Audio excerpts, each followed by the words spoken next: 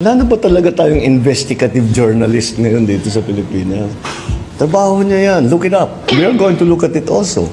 But it will be premature for me to name names, etc. until we really know what's going on. Bobo na, duwag pa. Isipin mo, tinatanong, kung meron bang doon sa mga contractors ay dama yung mga congressman. Anong sagot niya? Inutusan pa niya yung reporter. Oy, wala na bang magagaling mag-imbestiga sa inyo mga reporter? Wala na bang magagaling mag-research sa inyo? Pambihira ka, ikaw ang presidente. Ang gusto mo solusyon sa problema natin, reporter, taga-report sila. Bobo talaga.